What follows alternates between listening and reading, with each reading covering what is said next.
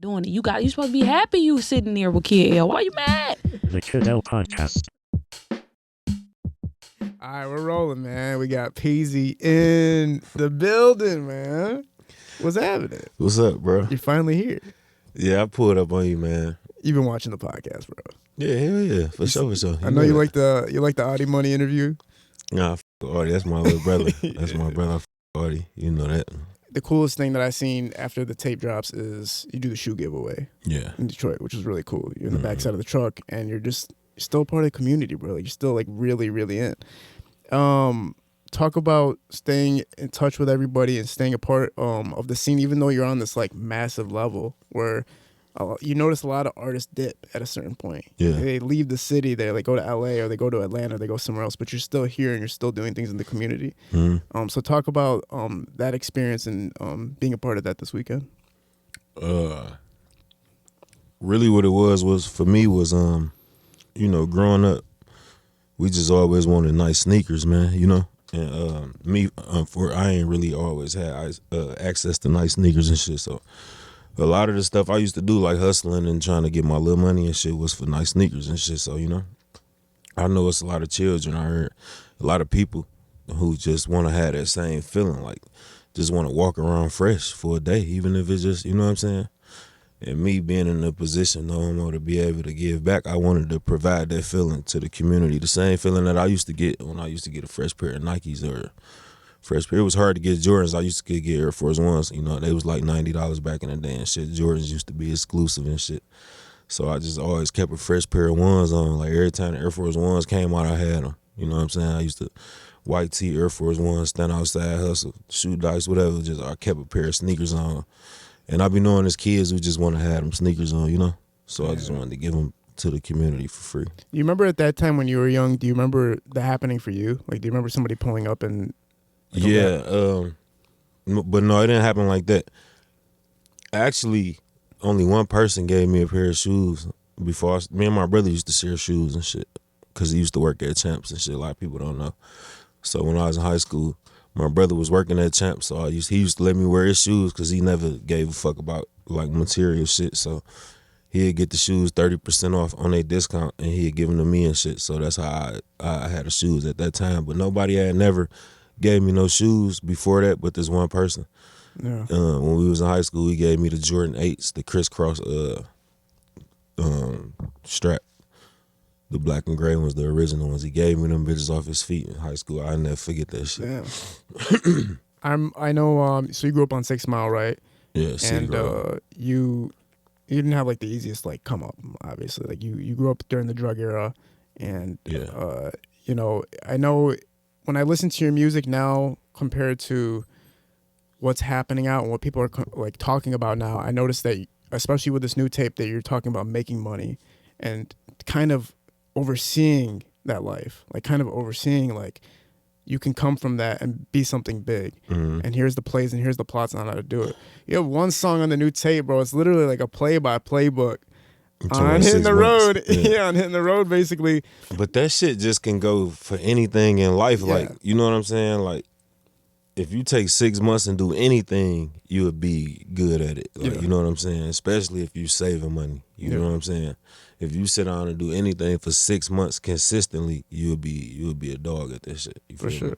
Yeah, they talk about 10 years being like how long it takes to master something, but you don't have to master something in order for it to be successful, right? That's a fact.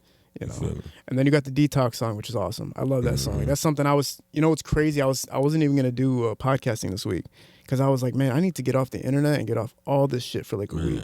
I thought I was the only person feeling like that. Like the internet depressed me sometimes. I be needing a detox from all that shit. I hate seeing bad news. I hate seeing bullshit. I just hate seeing like negative shit. You know what I'm saying? Yeah, and it's like also when you're in the entertainment industry and you're seeing like people, I know this is like some hating that shit, but when you see people succeeding off bullshit, it kind of bothers me a little bit. Yeah, it's like you worked hard for what you're doing now.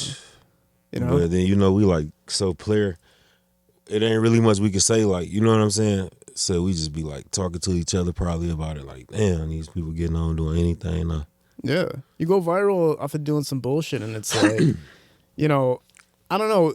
I even Eminem came out with a statement, and he basically said like the only thing that he hates with this generation is the internet. He was basically like downing the internet, like it's the only thing that fucks everything I up. be hoping every day like the internet, like they just be like Instagram, we taking it, like or some shit. Like, you know what I'm saying? 'Cause the internet really, because you know we was rapping before you had that shit. Like it was, you had to really pass your CDs out, press your CDs up, be at clubs, be outside, like really hand your CDs to people. You know what I'm saying? Yeah. And that's how that shit was. Now it's like you could make a song, sit back and just throw that shit on the internet, on Instagram or something, and if like people like it, it's a, you know what I'm saying? It's like easy now. Yeah, because you came from like press play, right? Like you were during that time. Even before that, like yeah, damn. Before press play, like you know what I'm saying? Before they was a store, I was doing that shit. It was hard. Like we was really having to be out, press the CDs up and shit like that. And before I ever gave a CD to press play, we was doing that shit. Oh shit. Were you guys doing that out of the trunk? We ain't had no car. We was just doing that shit in the neighborhood, like bag of CDs, selling them shits, trying to raise money up. Yeah. You know what I'm saying? I want to talk a little. Hey, why the fuck you got your boots tied like that? Don't worry about it, man. That's how I like doing them my bitches shit. tied like you finna jump out of bitch bushes. You need to like, let me show you how you gotta tie these bitches up, bro. Yeah, I'm about to tie these bitches, right? Like, bro, you gotta goddamn. Let me hold on, man. No homo, man. Let me teach you a lesson right here on this couch, bro.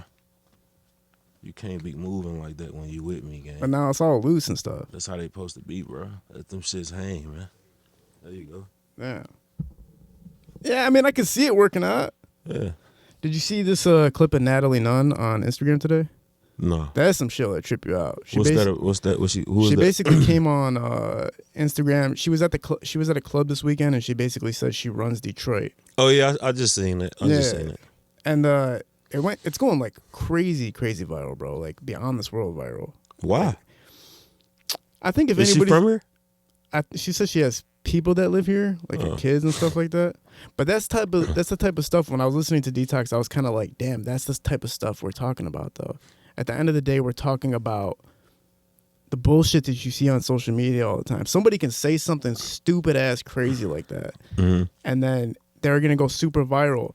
In my mind, when I'm watching, I'm going like, damn, all it's doing is controversy, though. Yeah, but it's making her get bigger when it's like you don't deserve to get bigger off. Yeah, of that. I see what you're saying, but it's like, you know, when people got to defend something, so it's like give you a reason to talk back and forth.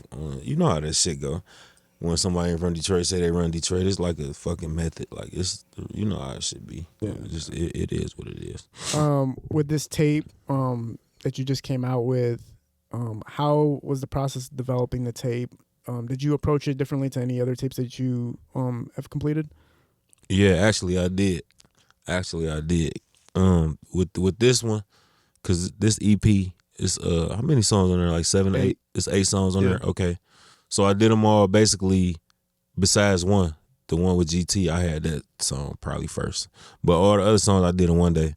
So it was just like I had that feeling like, oh yeah, these beats, this give me, that made me feel like I was back in my old bag. It made me feel like that, you know. Yeah. And everybody be like, we want to hear the old Peezy, but I didn't go in there intentionally on being the old Peezy, but the beats K-Money was sending me just gave me that feeling, and it was just easy to just bop the bitches all back to back, like. You know what I'm saying? Yeah. Well, you want to hear that from artists that you came up listening to that are your favorite artists, though, right? Yeah. Like, we all wanted that, like, from Eminem. Like, when we hear Eminem, we're like, we always want to hear Eminem. And then the new stuff comes out, and it's like, that don't sound like him. Mm-hmm. But the new tape kind of does sound like him, so people were happy, like, okay, it's a little bit of mix. Even he acknowledged it, like, it's a little bit of mix of, like, my old style, my new style mixed together. With this, it's like, I don't know, I did kind of feel like old Peezy-ish, but I also felt like a modern old Peezy, which is dope. You know what I mean? You get that same type song. Which I play that shit back to back. Appreciate it. And I like that song too, because it's like, again, more so pushing making money, becoming successful, and like positivity. Even though some of this song's lyrics might be like more on like the illegal tip of how to do some shit, it's still on the more positive tip, right? Like same type is about doing right, being a father, being a man. You know what I mean? The vibe, just like. Yeah. You know, if you just doing the right thing, then we the same type of person. Exactly. You know what I mean? It don't matter what you doing. Like, if you doing the right thing, you waking up every day, you know what I'm saying, putting one shoe on like me, trying to provide for your family and take care of your kids, then we definitely the same type of person. You know what I mean? Yeah. Did anything influence you for this tape? Did anything come your way that made you go like, all right, this is how this tape is getting conceptualized? Or did you just get in the booth and go like, all right, let me just record today and see what happens? That morning, I just went to the studio. Yeah. I go to the studio. I try to go every morning. I don't like going late. I try to go every morning when I wake up, like when my brain fresh and shit.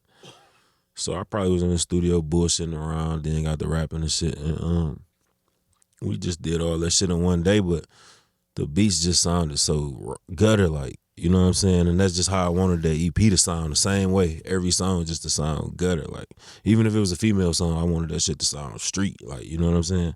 And he just sent me a pack, and that shit was just like that, bro. And I just, you know what I'm saying? I ain't want to leave the studio because every beat that I kept hearing was sweet. And I just wanted to rap on all them bitches, bro. And Oh, yeah.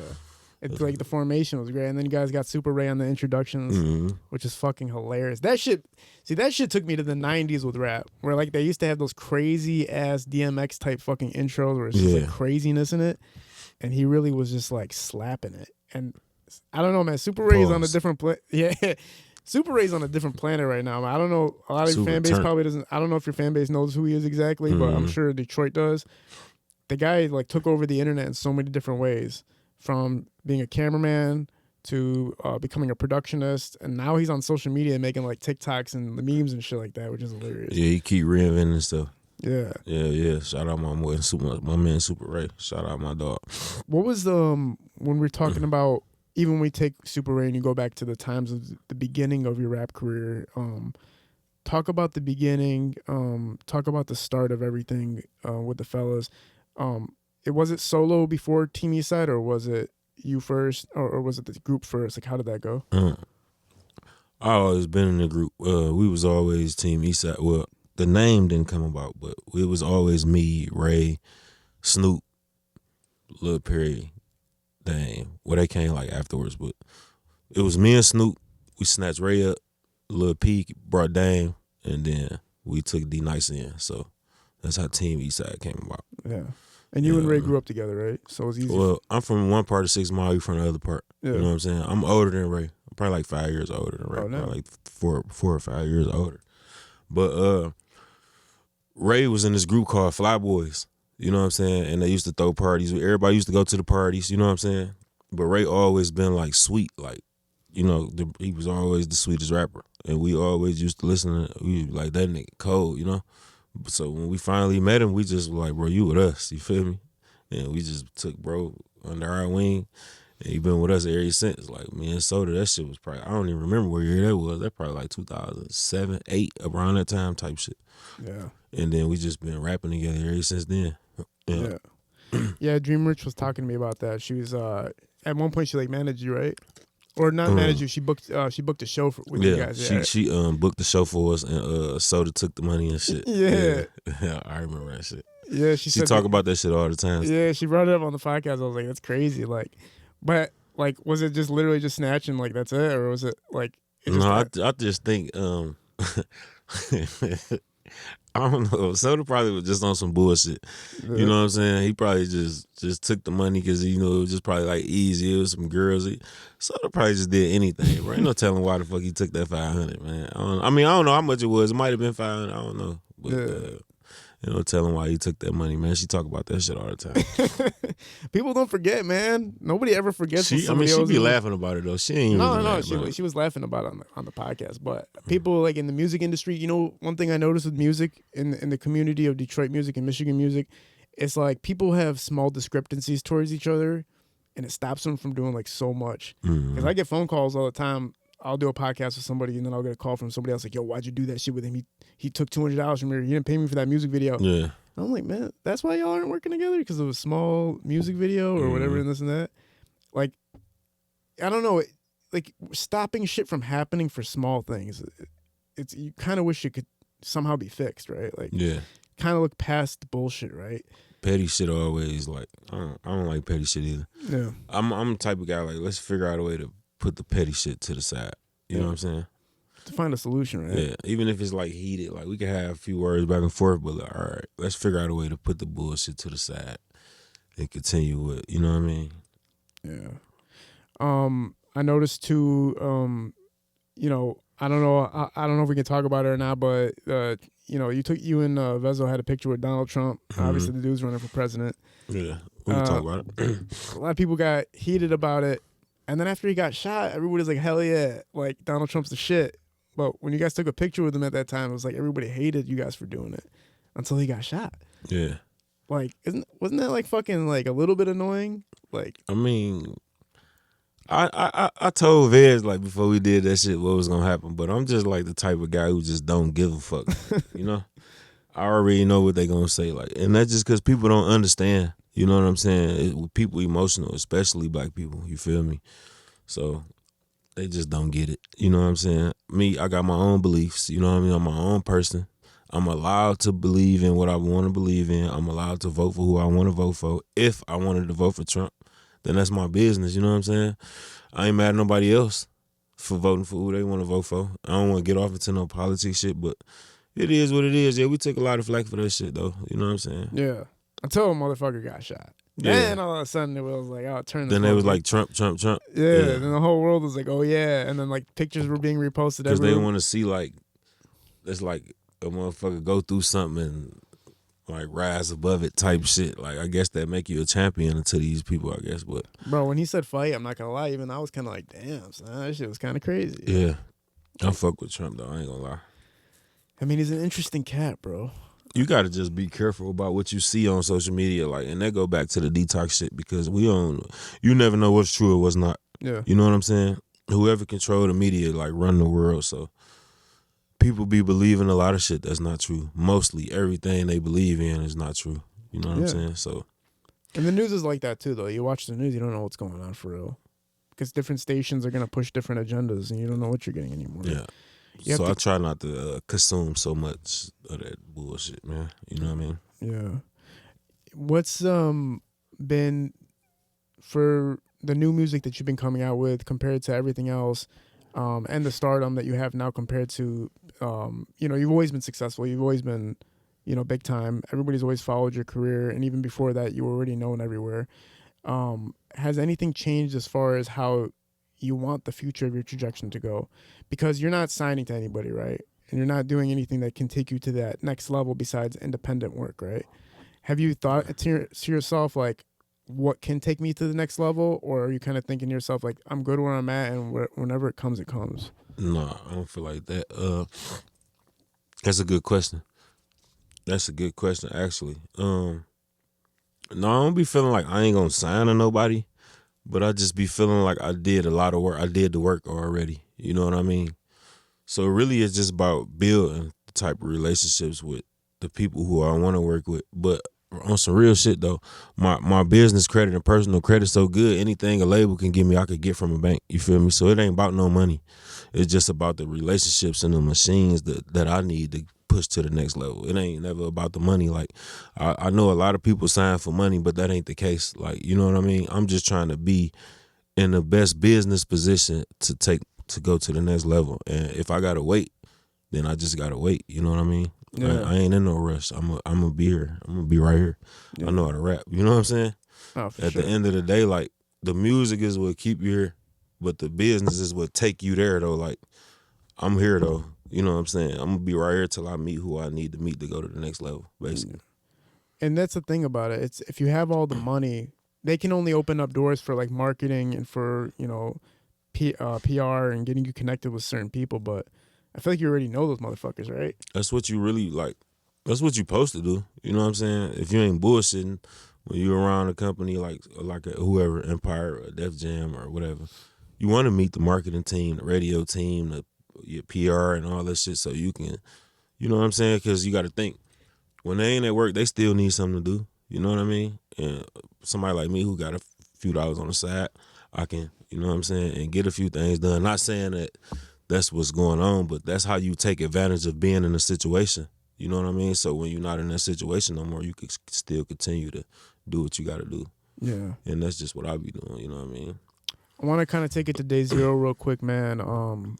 Growing up, you grew up on 6 Mile, and taking it from those days, how it led you to this point. Just starting from that time when you were young, I know you referenced before in your past interviews that you grew up during the drug era, and you had two sides of the family, one that was like a working class and one that was involved in the streets. Um, remembering those times a little bit now and walking people through it, what was the life like going up on a conscious level of what you can remember you were consciously thinking, and what were your like actions as far as just being in those environments?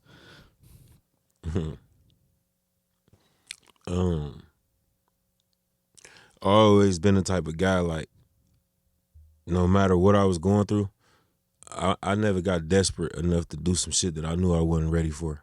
You feel me? So I always had a balance of knowing that I got to be around, because I never had nobody to lean on. Like, you get what I'm saying? I ain't got no, like my dad got 3 other kids, but I'm my mom only child. You feel me? So it's like, I ain't got no, when I'm out there in the street over there, bro, I ain't got nobody to call. There's nobody to depend on. I can't borrow shit from nobody. So it's like, I got to be free. I can't die. I can't go to jail. Cause I got to be here for me. I'm all I got. So that kept me balanced in the situations that I was in, even though my situations was harsh, but it never led me into being desperate enough to go do no bullshit to go off no cliff, though. So When you I say guess the it was times always are harsh, balanced. is like, do you remember specifically things that were like the toughest parts, like times where it was like just that zero moment where it's like Yeah, everything's it been a lot of times like that. Like, I remember sleeping on in my auntie basement floor and shit, like on the basement floor though, yeah. in a 2-family flat. Like, you know what I'm saying? Trying to figure this shit out. Like, it been a lot of times I done slept in crack houses. Like, you know what I mean? We just had to live like that. Like, I just think, even though it's not normal, we grew up. We like, I don't know why, like in our neighborhoods we like think it's normal, but it's not normal though.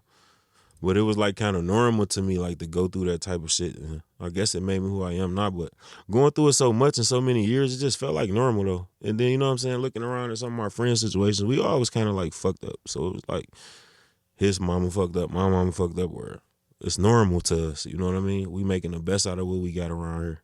Yeah, it's like if you haven't experienced anything beyond it, then it's like you don't know it's not fucked That's up. what I'm right? saying. Yeah. Like, you don't really know it's fucked up, like, until you see somebody doing way worse than you. When did you start feeling a little bit more like, okay, I'm out of that life, like I'm getting away from it being treacherous and being so like just gritty of a lifestyle? The neighborhood was treacherous, you know what I'm saying? But like I say, I never was the type of nigga who was in a treacherous situations, like where my life was on the line. Like, you know, I done been in car accident, I've been shot a couple times, but I never was day to day in the fire. Like, you get what I'm saying? Like, my life was like pretty balanced out there in the street, because my whole block, Cedar Grove, is a family block. So it wasn't like I was on no block where I had to watch my back and do all that shit, bro. I'm out here with my whole family, but it's everybody for theyself. You get what I'm saying? It's every kid for theyself out this bitch. It's like, you gonna eat on Thanksgiving, Christmas, holidays, you gonna do all that shit, but like, to survive, it's everybody for theyself. I don't even know what question you asked me, bro, but what I'm thinking about right now, like, it would take me back to that shit. Like, it was like a survival thing over there. Like, you know what I'm saying? I don't even remember what you asked me, but it was like everybody for themselves over that motherfucker, for real. But it was love, but to survive, to make money, like, it was everybody for themselves. So I know me and you share something, a similarity. I dropped out in the 11th grade too. And I don't know what your grades were like, but I was just straight up. So that's why I dropped out. I was like, You there's straight no, Fs? I was straight up. So I was like, there's no point. Gym class, whatever. Like, it was like no point in me. I wasn't straight Fs, but I ain't really had straight A's and B's and C's either though. Like, but I wasn't straight Fs though. I had like a decent C minus, B sometimes type shit. Like, I wasn't a straight A, or, you know what I'm saying? School for me was bullshit, man. Like, school was just bullshit. Like, my mind couldn't wrap around that shit. Like, I couldn't focus in school. Like, my body was in school, no homo, but my mind was just, cause my circumstances, like, having to, like, I know what I gotta go home to, or I know where I just came from, bro. Like, it's not normal like everybody else's situation. Like, niggas finna go home, eat, take a shower, play basketball with their friends, and do shit. I'm finna have to go home, figure out how we finna get some hot water in this bitch. I gotta go get kerosene. I gotta figure out what I'm gonna eat tonight, if I'm gonna be able to take a shower. Like, my life was so, in high school, like, I don't know where I was graduating. You feel me? Yeah. I couldn't graduate high school with like wasn't no way. Yeah, it's like, how are you gonna survive? But Well, was it also like, what are you gonna do with? Did you think like, what am I gonna do with the degree? Like, did that go through your mind? Like, what am I gonna actually do with a degree? Did you fuck think? no. My Yeah. mind never thought about college. My mind never thought about Yeah. making it to college to a degree. Never. Like, I never thought, like, at one point, when you broke, bro, you just be happy to have anything. Anything you be happy to have, bro. You know what I'm saying? Like, when you that fucked up, bro, $1,000, $2,000 make you. My first $1,000, I felt like I was rich as shit, man. I couldn't stop counting it, bro. You feel me? That's how fucked up a nigga used to be. You know what I'm saying? But when you fucked up anything, you be happy to have, bro. You know what I'm saying? It be like that, bro. Yeah, the first thousands for everybody is kind of crazy though. I'm talking about, but $1,000 ain't really nothing. That's 50 20s. I'm talking about, I counted that shit out like. I'm counting that shit. I'm pulling that shit out like, you feel? Cause I'm so happy to have something, bro, that I made on my own, bro. Like, you know what I'm saying? Yeah. Like, yeah. Were you like a saver, or like did you blow your money? No, I was stacking for a car at that time. I was trying to buy me a car. What was the first whip? A 96 Chevy, bubble, burgundy, What's bubble mean? the bubble shape. Oh. Is that bitch ugly? Or like, No, it was just like a regular, you know what I'm saying, old school. so Dan, you got your money and then you went and fucking bought a car with that bitch. And then that bitch got took by the police like 4 days later. Why? Man. I went to jail. Oh shit. Yeah. I went to jail. The police took my shit. And like I said, I was fucked up. I couldn't get it out the empire. I ended up spending like 3 months in jail and ended up getting probation. But I never got the car back though. You know what I'm saying? Damn, bro. My 96 Chevy. 4 days? You didn't Yeah, I even had pick that up bitch any like hoes 4 in there? days, man. You were calling all the girls like, I'm about to pick you up. Oh, I had my beeper and shit.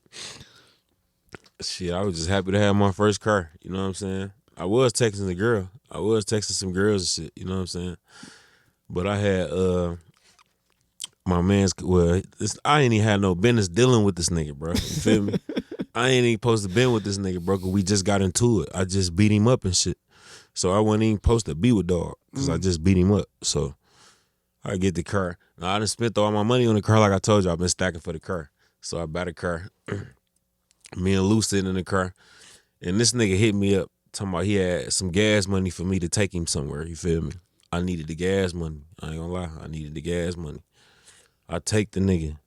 When we get to where we going, he serves an undercover police officer, bro. Oh my God, man. You feel me? I'm talking to Lou in the car. Hey, look, this nigga crazy. We pull up to the gas station, right? Dude, jump out. It's me and Lou, right?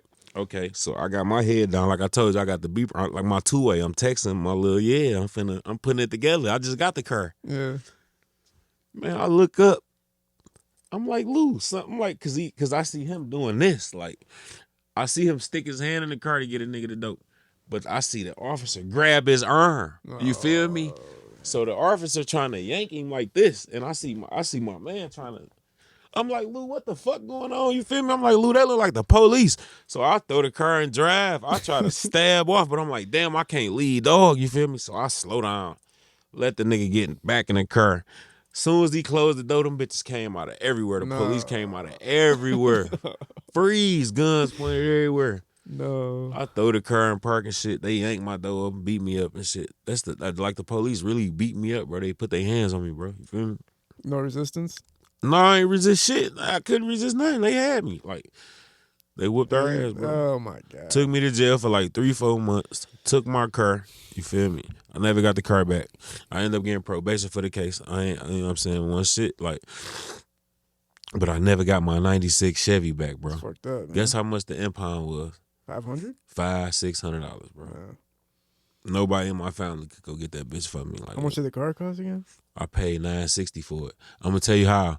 My man was on his way to college, right? Yeah. I ain't gonna say his name.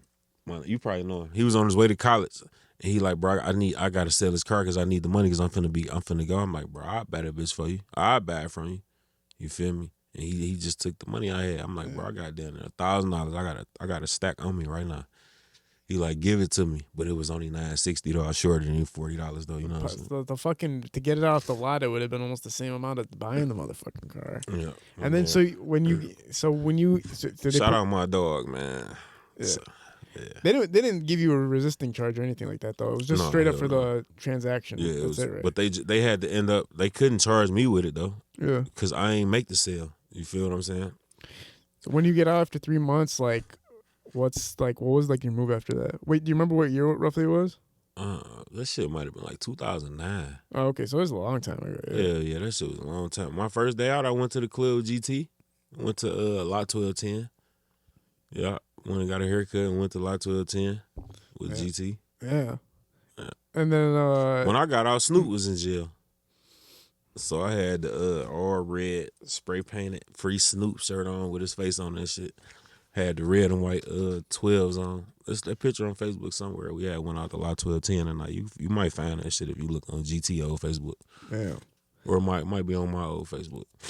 And then when you're moving again, it's not like it's 3 months doesn't give you like stardom first day out type shit, right? No, it's only like you have to do like a year or some shit like that for it to be like something crazy. When you do 3 months, you just get back out. It's just like shit. We just figuring this shit out again. I'm back on the block again, trying to figure it out again. Where was music as far as you guys were concerned at that time? Like, what was the status in the city, and was it you guys were just like kind of low key still?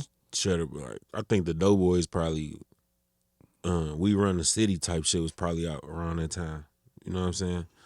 Like the Doughboyz definitely had it on Smash. Like, you know what I'm saying? Toe Turns probably just not like chilling out type shit. The Doughboyz was picking up type shit. Yeah. And they probably had their first album out because we used to ride to their music, like, you know what I'm saying? Yeah. We used to listen to their shit. It's interesting too talking about that era. If we're talking about early 2010s and now, because you have to stay relevant, bro, in rap. It's crazy because it's like your old fan base from the 2000s to the 2010s to the 2020s, and then it's like you got to grab the new audience too at the same time, like the new waves, like the Tron waves and shit like that. These the newcomers. Do you feel like from the time that you guys were rapping when Team Eastside started till now have maintained the same fan base and have gotten the new upcoming generation? Or do you feel like that fan base is just still here, the same fan base that kept you guys blowing up? I feel like the fan base from back then grew up with us. Yeah. Now they kids listen to us. They friends listen to us. So it's like we definitely got the older fan base with the newer fan base. You know what I mean? Yeah. We definitely gained a lot of new fans. Yeah, the new generation, I don't know what the fuck. It'd be interesting to hear them listen to you, because when you listen to what is considered the mainstream like stars right now, like I'm talking about like fucking, it's like doesn't sound anything like you. You know what else I'd be happy to see too? Like when I go do shows, and it ain't just older people there. It's younger people and they know the music word for word. Yeah. So they let me know like I'm still getting into the young people too. You know what I mean? For sure. I mean, if you looked at the event on the 42 Dugg event, right? It was like the whole motherfucking place was packed and it was all different ages. Mm-hmm. You know what I'm saying? Did you ever talk about that event? Well, the shit on 42 there. Dugg and No, friends? we can talk about it now. Yeah. Talk about the experience of that, bro. It was lit. Shit. Dugg put that concert together. He put an amazing event together, and he called me, and he been wanting to do the verses, but it wasn't like something that we was all crazy about doing. You know what I'm saying? But he talked me into doing that shit, and I'm like, let's do it for the city. We gonna put on, and what I did was call the Doughboyz. It was a task with that shit. It was a task, but we got it done. It took me like maybe 4 or 5 days, like back and forth phone calls with everybody to like get everybody on the same page and shit like that. Yeah, I think from audience perspective, it was that I think it was presented in a way that the groups didn't know exactly it was going to be presented the way it was. I don't know if this is true or not. This is just my perception of it, because I know it wasn't like a right away go check mark go green thing. It was like it was presented, and then there was a lot of arguments about it happening the way that it was supposed to happen. Yeah, and then it was no, and then it was yes out of nowhere. Like I say, Dugg and them Dugg been wanting to do that shit long ass time ago. You know what I'm saying? But me and Ray was always like, man, we ain't doing no versus shit. We don't want to put the fans against each other type shit. Then I think when Dugg announced he was doing his concert, him and T was going back and forth on the internet. Like, I got 50 on Team Eastside, and T was like, I got 50 on the Doughboyz or whatnot. So they had kind of started like a controversy type shit. But Dugg called me and asked me to reach out to Bronum. So I reached out to Bronum, and like 5 days later, it was all on the flow and shit, and it was like the best event of the year type shit. You know what I'm saying? Shout out to Dugg. He did some shit he ain't had to do, like, you know what I mean? And it's cool hearing you talk about it too, because sometimes when audiences think about that stuff, they go, well, it's all money. But when you say like you were doing it for the city, it's like, it's not just about money, right? No, it wasn't about no money at all. It was just about having a good time, like being legendary, like giving the city something to talk about, you know? And they still talking about that shit to this day. They still saying it was the best concert a lot of people ever been to. Yeah. And it's cool too, because would you say at all you were influenced by Doughboyz, or more so just it was good sounds around the time? Yeah, they influenced me. So like you're versing. Like, fuck yeah, I was influenced by them. You gotta think, bro. To see somebody like young, you know what I'm saying? When you young, you like seeing motherfuckers driving nice cars, wearing nice clothes. You know what I'm saying? That was like the soundtrack to what we all wanted to do. You know what I'm saying? So hell yeah, we was influenced by that shit. Like, you know? Yeah. So to be on stage with bro them, you know, doing the verses was like super legendary, you know? Yeah. Some shit ain't nobody want to leave. Like, we ain't want the event to end. That shit was lit. As you guys are united as a group, like obviously you're still a group, right? Like you still consider we still a group, but you know, we just ain't like, you might not see everybody together because everybody got kids, bro. Everybody got careers. Like, you see Ray is superstar. You see me, I'm turned. You see G turned. You see fucking Lou Graham turned. Icewear turned. Dame turned. You feel me? So Lou's it's the like only one who's turned in a different direction though. Who? Lou's like more turned like lifestyle wise than music wise, right? Because Lou ain't no rapper. You feel me? Lou just talk shit. So he do what rappers supposed to do. And I'm gonna explain what I mean by that. He do what rappers aren't supposed to do, which is take the music and brand your shit with it. Yeah. He take the music and brand his life with the music. Facts. You feel what I'm saying? A lot of rappers just rap, they ain't branding themselves. Bro really taking that music and pushing the brand with it, like the shifter. So he gonna drop his little album, he might drop 2 albums a year, but he pushing the product. He's selling something. You know what I'm saying? Yeah, and because of his credibility, people that do share a similar lifestyle are really like influenced by it, right? They love him. Because they can really pure motivation, like one of the most serious hustlers I ever met.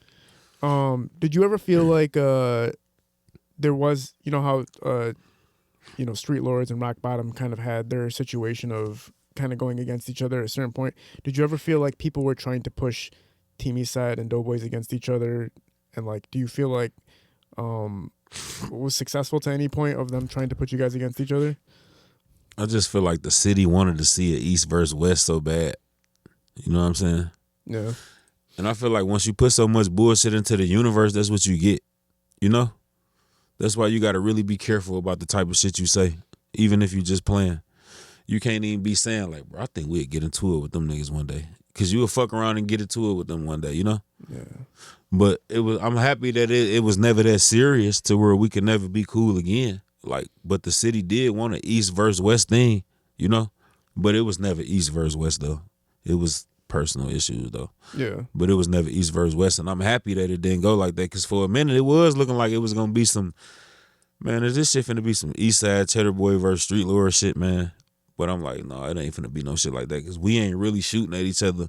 We ain't doing no, like, it ain't that serious with us. It's just tension, you know what I'm saying, and a couple little fights and shit, but everybody was young. What media platforms are like, because social media is becoming like relative, but it's not super relative. It's not like Instagram time, right? Like totally. Like what was going on at that time? Yeah.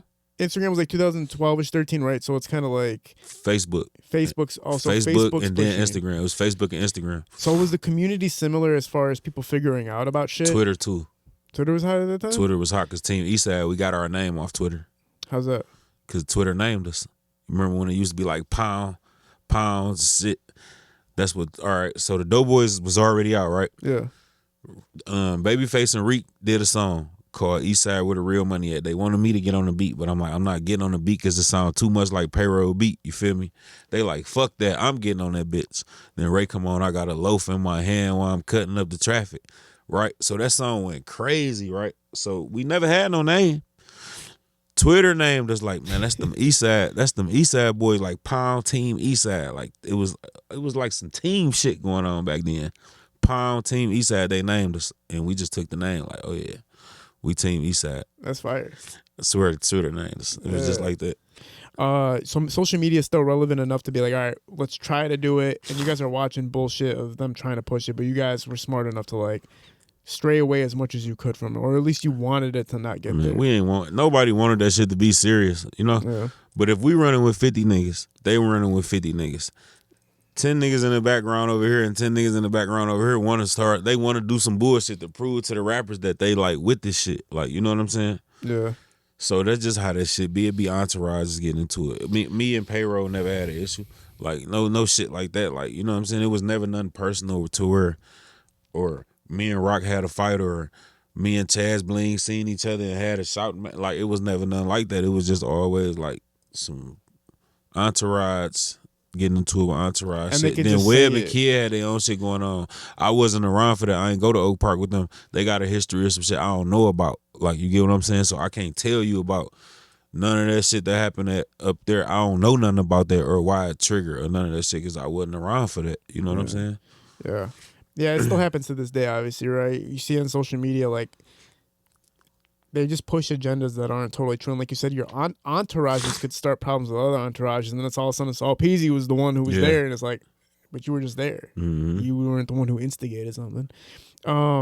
Moving through, what time did you, not disband, but start your solo career at? What year was it that you started solo? All right. Nah, I know what I said in No Jumper, right? Yeah. I know what I said. Okay. I said I started rapping in 2007 and I started taking it serious in 2015, but that's cap though. See? I lied. Because actually I started taking it serious two years before that, in 2013 when I dropped my first tape. That's when I first started taking. Is that the Mud tape? Mud Music 1, Mud Music 1? So that's when I'm like in the studio every single day making music. Like, I know I'm finna drop this album. I'm making songs for this album. Like, that's when I was real serious at that time. I was serious around 2013. Yeah. And then it's like, it's going off right away because you already built the name, right? Mm-hmm. Through the group. And was it difficult to know, like, was it a chance-worthy thing where it's like, damn, like, doing this on my own is going to be different? Or, like, did you think about it like that at all? No, because, like, when we used to rap, my verses was always my life type shit. Like, I never was like the rapper to like stunting about like cars, and my shit was always, man, we out here in this shit, we doing, like, I'm in these trenches, like, my life real. They resonated towards me. Like, when our shit used to come out the streets, always resonated towards me a lot, and they used to be like, bro, you need to drop a solo tape. You talk too much real shit. Like, you say so much real life shit, so much relatable shit. You know what I'm saying? And I'm like, you know what? I'm gonna try that shit. So, but it wasn't intentionally like going to the studio making a solo CD. I just started going to the studio by myself, making solo songs. That's all it was. You're still making money without having to rap though at that time, right? So it's like music isn't the only. Around that time, no, we was like moving and grooving a little bit around that time, but we wasn't like rich and nothing like that. You know, niggas was in survival mode. So you were still in survival mode when around that time of like. Started like going solo, like you don't have to depend on, like, music isn't gonna make you live, right, at that time. No, I was kind of like, had my life kind of like, not my life wasn't figured out, but I had a decent income coming in to where I had a house, a car, you know what I'm saying? I could get dressed. I was decent. I bought a watch, I had a Rolex around it. Like, I figure the scariest thing is if you're a rapper at that time and it's like you're talking about all that stuff and you guys are looking good and flashy and the videos are dropping and everything, and then the music doesn't work out. And it's like, you still can live the lifestyle, right, without the music. But it would suck if everything collapses, right? Where it's like you lose the music and you lose, like, the money somehow. Cause yeah, that would suck. You become a, like, kind of a has-been kind of. And that be the thing, bro. Like, that's why I work so hard every day. Like, And that's why people be like, you gotta try to, be like, get in your old bag, but how can I get any new money doing that shit? You know what I'm saying? I be wanting to be 24/7 trapped out and get the fans what they want all day, like, or get a hood what they want to hear all day, but I know that's not how I make majority of my money. Like, you know what I'm saying? I make my money trying new shit, trying shit, making hits. Like, that's how you make hits. You know what I'm saying? You can't get no money just making the same music over and over and over again. But like you said, you can't make something if you're not living it in that particular moment anymore. Like you're kind of past all that, right? It'd be kind of hard to rap about, like, oh shit, especially when I move out of town in a big house and I had to come back to Detroit and really be here to make that type of music. You get what I'm saying? I had to really, like, be in the environment of a trap environment. Not saying that I'm trapping, but I would really have to, like, see this shit going on, breathe the air, get back in mode, like, oh yeah, I'm in Detroit. You know what I'm saying? It's trap shit going on. Like, when I'm out there in them big ass houses and driving, like, that's what I'm rapping about at that time. Like, I'm not in the street. You know what I'm saying? So it's kind of hard to rap about what you're not doing. I've always been a rapper who tell the truth. Yeah. Or try to tell the truth as much as I can. Like, you know, everybody exaggerate a little bit, but I've always been a rapper who was much on point for real. It must suck for an artist to have his fan base say, like, they want the old version of you when it's like you can't go back to that. But they're still gonna listen, right? At the end of the day, I think, like, I know it's like kind of off the topic a little bit, but even Eminem's, like, career is like, I grew up listening to Eminem 24/7, and then when I felt his music switched up, I was like, I don't get it anymore.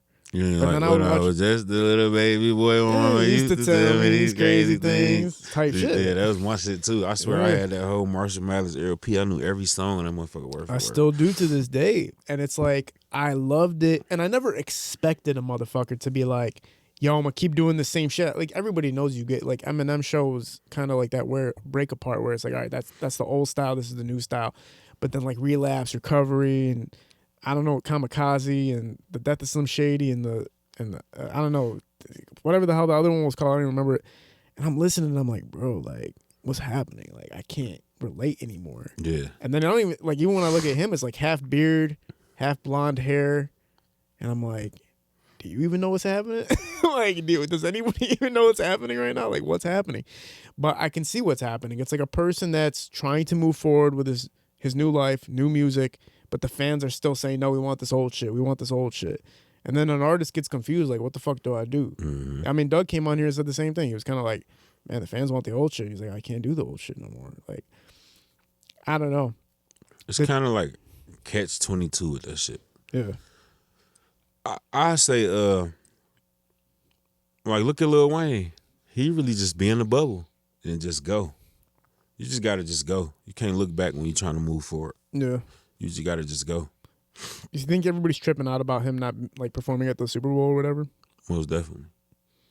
Most definitely. They tripping about that shit. Like, he should or he shouldn't? What do you mean?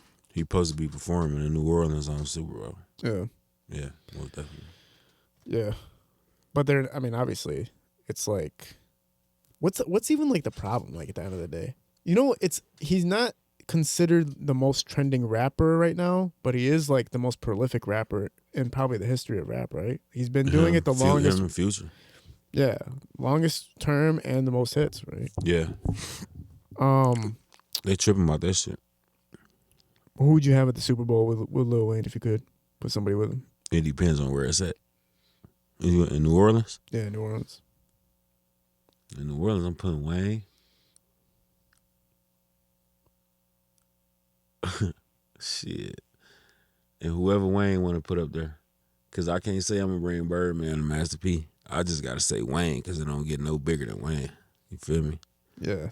I just got to say whoever Wayne bring. If they did a Detroit, well, they have, but if they do a Detroit Super Bowl, if you could have decided what it was, what would you have made the Detroit Super Bowl lineup? Yeah, Eminem, T Grizzly, Cash Doll, Kid Rock, Peezy, BabyFace, and Icewear Vezzo.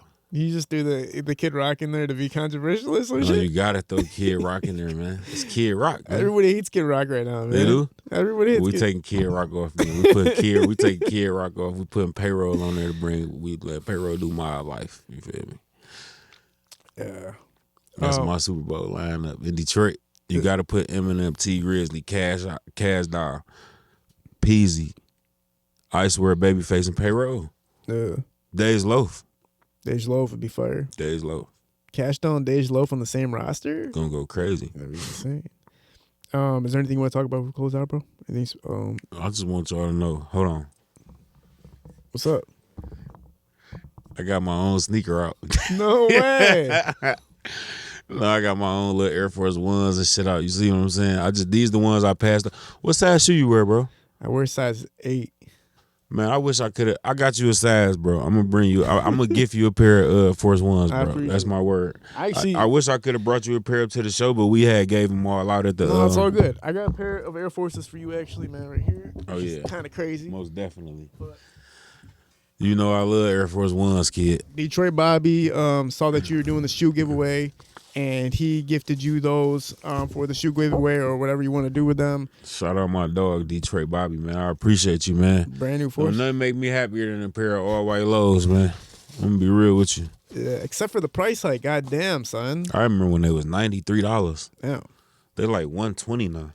Yeah, they're $120, and some places are really hiking it up to like $140. There's like this one place in Somerset. I don't know, man. It's excluded ass store where they sell all this crazy Yeezys and shit, and they sell their Forces for $140. In Somerset? Yeah, and sometimes if you can't get like to a Foot Locker and they don't have them, I gotta go there and buy them. So I'm like, damn, bro, I'm spending like $300 a month on Air Forces right now.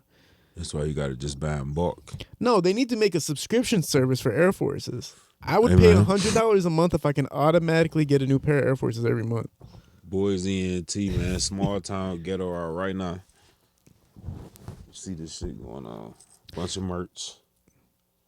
All this is you right here? Yeah. All right, shit. Last couple questions I want to ask you too, man. Have you been staying in touch with Rio? Yeah, I'll be talking to Ree. Ree about to get ready to come home in a minute, you know? Yeah. Ree on his way home. So Ree ain't been talking to nobody. He getting his mind right, getting ready to come home for his kids and shit and just go take off and live. Be a star, bro. Ree ready. For sure. Yeah. Yeah, I know. I was watching you guys talk about helping him get on social media and helping him get on the gram and getting his music out there. And now it's like a whole new wave of things happening. So now it's like a whole new update that he's gonna have to get from you when he gets out, right? No, I think Ree pretty much. Ree gonna be straight as fuck, man. Yeah. Ree got this shit in the head. Like, Ree smart, Ree intelligent. Like, Ree probably one of the smartest people I know. You know what I'm saying? Yeah, I mean, there's an artist named Jay Renee that's coming from Flint, and she was talking about conversations with him, and she said he has a whole master plot for when he gets back to create like a media organization that's gonna spread from Flint to Detroit, pretty much. Real estate and some more shit like Rio, entrepreneur. Did you talk to him at all about like where you had to do your time? Obviously, you did your time away and everything like that. Did you walk him through like what happens for an artist through the era of like going there, how to keep your music propagated, how to keep your artistry propagated while you're inside, and what to expect when you get out? Did you like have that kind of conversation with him? Yeah, we talked about that shit. Like, I was with him every day before he went to jail. Yeah. I told him what was gonna happen exactly when he went. I'm like, man, when you get in there, first thing you're gonna do is sleep. You're gonna want to just sleep, bro. You're gonna feel like, because right now you got the weight of the world on your shoulders knowing you going in. Once you go, you're gonna feel like it's all over with. You feel me? And that's exactly what happened. It's like, I'm in here now, it's over with now. Like, I could sleep now. You're gonna get the best sleep you ever had. Like, the first day you go, you're gonna get the best sleep you ever had. Like, and you just gotta walk that shit down. What do you mean it's all over with when you, like the first day? Because we was on pretrial. So basically, we was out on like a bond, like a bail. The judge let us out until it was time to go. You know what I'm saying? So we knowing we got to go to jail. That's a lot of weight on your shoulder, not knowing what to expect. Like, you know, I never been, he never been. So we going to the feds. So it's like you never know what to expect. So it's just like, man, what's finna happen when I go in? Who gonna have my back when I go there? Like, you know what I'm saying? It'd be a lot to think about, bro. It's a lot of weight on your shoulder, bro. You thinking about this shit, like your mind racing every single day. Ghetto, when he had to go through it, like, we all went through that shit, you know what I'm saying? But once you get in there and you like sit down on that bunk, you like, oh yeah. All that stress from having to go is gone. Nah, it's just like how I'm gonna wake up every day and get through this now. Yeah. The hard part over with, you know what I'm saying? I'm here now. Yeah. Did you think your music career was like over when you got locked up, or did you Hell think? nah. Did you 'Cause know? I ain't had no long time. Huh? I didn't have a long time. I never thought my career would be over. Not no 18 months. Hell no. Yeah. Nah, hell no. Rio was out here. Raiden was out here. Icewear, Lou Graham. Like, my team strong. Yeah. My team strong, you feel me? I could take a break. Bro, them gonna hold this shit down. I can't never go nowhere. So when you were inside, you never had a moment of like hopelessness or anything like Nah. that? It was Hell always nah. like you were always for sure. I can't be fake and say I felt like I lost hope in there because it wasn't. Nah, I didn't lose hope in there. Were the people around you playing your songs off the JPay like while you were inside, like just to show They you? had my songs in there on JPay when I was in there in 2019. It was hard to get independent music on a player in there. Oh. I had one song on there, and that was the song with me, E40, and Payroll, and that's because it was on E40 album. Yeah. You feel me? But when I got out in 2021, that's when all the independent music started going on there. So all my shit on there now. So, Yeah, and they got beats going on there now too. I heard. yeah, but I couldn't. They had Payroll on there because he had a tape with Carter Wings, and they did it with Def Jam, so that was on there. T Grizzly was on there. Days Loaf, but was Days Loaf on the player? One no Icewear, one no. Oh no, matter of fact, Icewear was on there because he had like a major deal at the time. He had did a project with a major label, but one no Peezy's, Rays, nothing like that on there. No Young Dolphs, no Mozzie's, no none of that shit wasn't on there. What was it like for you seeing, Ray's obviously, he's taking over the world basically. Yeah, for sure. So. And he was on Jimmy fucking Fallon, which Ray the one. I can't I even been think. told y'all that though. Yeah. I was telling everybody that. I been told the whole world Ray was better than me a long time ago. But Jimmy Fallon, bro, it doesn't even make sense for real, but it's like legendary. It's legendary. Yeah. Man. It don't make sense when you from where we from, but it make all the sense. Though. Like that's where he supposed to be at. Yeah. Supposed to be doing that type of shit. If you could just give people kind of like tidbits into seeing Ray's success and to what you've seen from your perspective of how he accomplished what he accomplished. Man, I feel like a goddamn proud big brother shit. You know? Watching bro, like you gotta think, bro. Bro watched us have a run and he sat back patient, just having our back, just showing up, not looking for nothing, just showing up. He waited his turn. Yeah. He waited his turn, bro. That's all I can really say. Like when you patient and you ain't hating on nobody, God bless you. You know what I'm saying? When you working hard, that's what he did. Yeah. Bro just always was humble. He never talked too much. He never hate. He just always laid back, humble, always rapping. You know what I'm saying? Always had like an aura to himself. Was just like too cool for lame shit. You know what I'm saying? Yeah.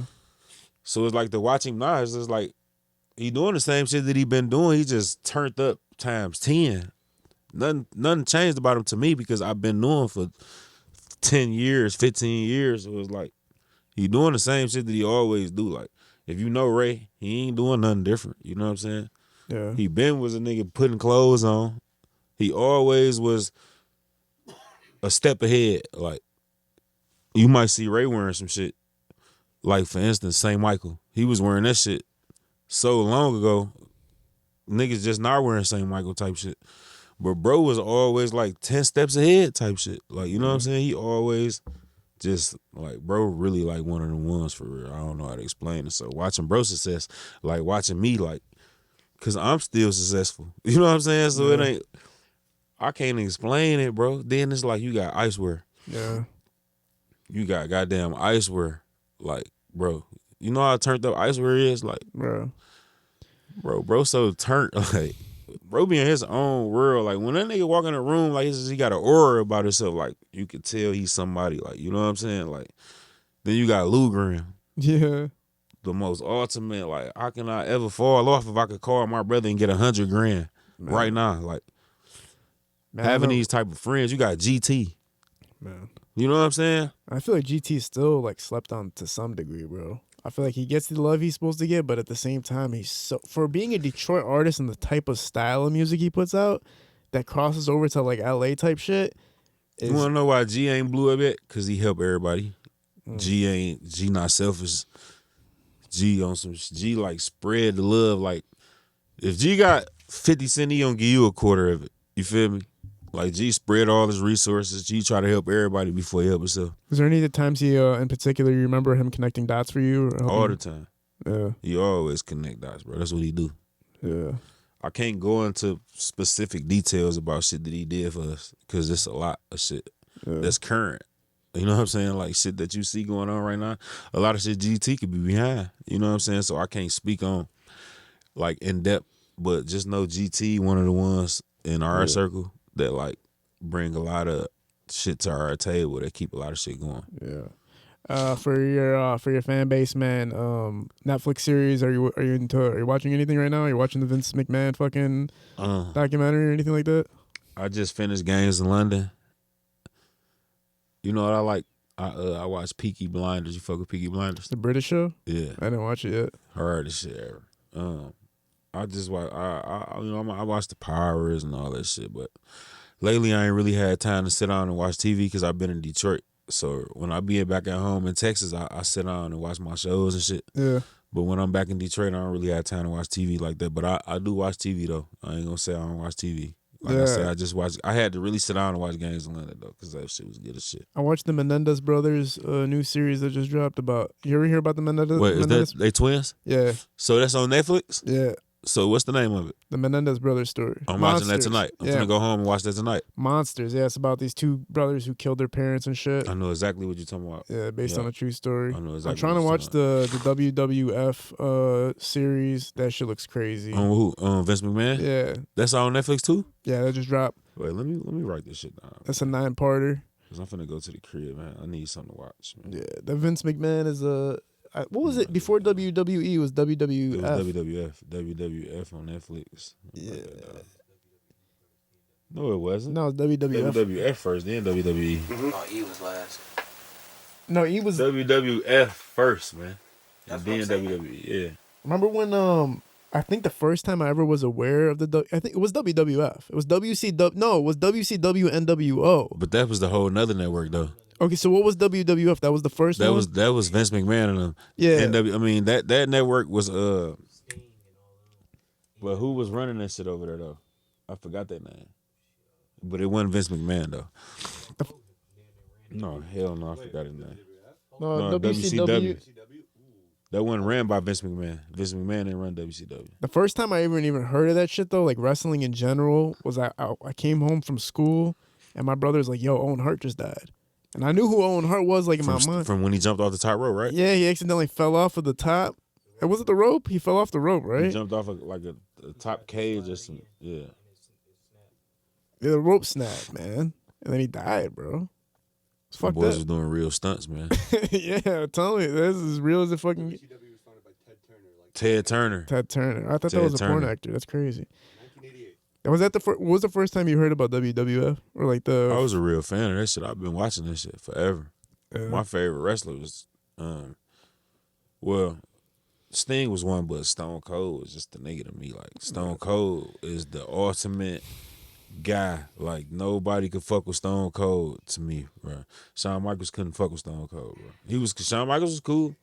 Shawn Michaels was cool. Sting was my guy because, like, Sting just had the way Sting pop out of anywhere would just fuck you up. Like, bro, where is Sting coming from, bro? Like, Yeah. Sting takes off the fake dude takes off the mask and it's Sting. Like, wrestling used to be a real movie. Like, bro, it used to be so much suspense with that shit. Like, you know what I'm saying?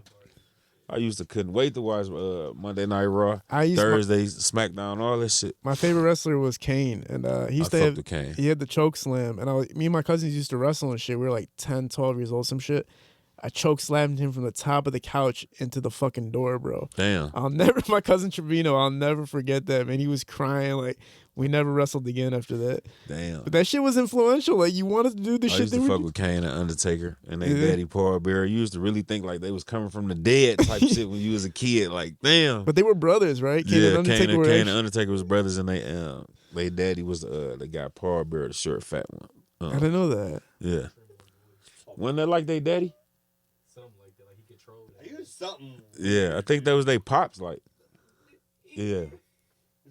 I didn't know their dad was in the show at all. That's fucking crazy. Yeah, if you look at it like, yeah, short, kind of fat white guy. Yeah, Stone Cold was crazy too, though. Stone Cold had like he was before The Rock, right? So he Same time, I Same believe. time? I believe same time. Totally- The Rock and Stone Cold was like a force to. They had like they entertainment level was on another that was like on the next level. Did he? yeah, Stone Cold.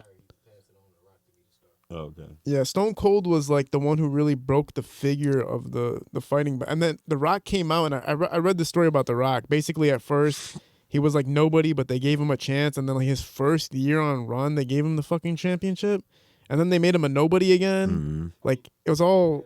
You know his dad. Yeah, his dad was a big time wrestler. In the Oh, so 70s. that's how he got into it so quickly. Yeah. Yeah. Yeah, he had like some. Yeah, he was in a group first too. The Rock was in a group. What do you mean? He was in a group with like All Man Johnson and them at first. Like a music group? No, in a wrestling group. Oh, I didn't know that. Like mid-90s? Yeah. He was in the group first. I really liked Rock and Mankind's feud. That was like my shit, dude. The Rock and Mankind, yeah, that was serious. Nasty, bro. That was serious. I fucked with that. When'd you stop watching wrestling? When that shit got too animated. What parts? Like once I got like out of middle school, like that shit was over with. You feel me?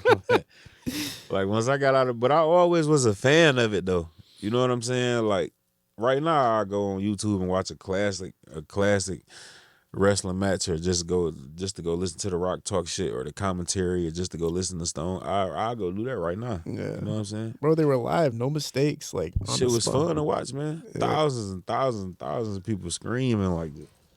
Every time Stone Cold used to say something, I used to be like, what? He used to be like, he used to say something, what? Like that shit used to make me hype as hell. I used to be like, bro, you really got this shit under control. For Yeah. real. He was crashing beer cans on his head. And shit. Man, like I used to be like, who the fuck throwing him these beers, and how the fuck he keep catching these bitches like that, bro? The one yard. Man, they catch a beer from anywhere, bro. Yeah, that shouldn't make any sense. Brett Favre in the fucking background. He was a real star. And then there's like how he drink the beers is like gotta be studied. Like how can you drink that much beer? He had his own beer brand too. He came out with his own beer line and all that shit. It was He crazy. used to come through that bitch beer truck with the beer hose. Beers a bitch down in the ring. Like But stuff. did you know it was fake when you were growing up? The beer was fake? No, did you know the show? No. Did I you was know? about to say, bro, what, bro? No, did you know like wrestling was fake? Because I didn't know. Till Yeah, I I was knew like, it was fake, but shit, shit.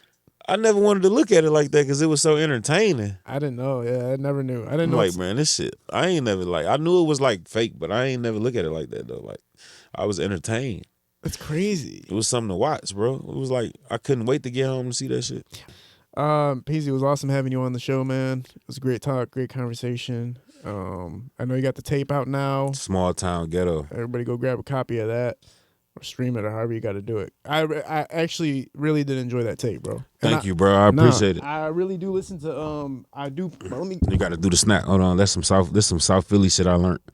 Oh, in the first try.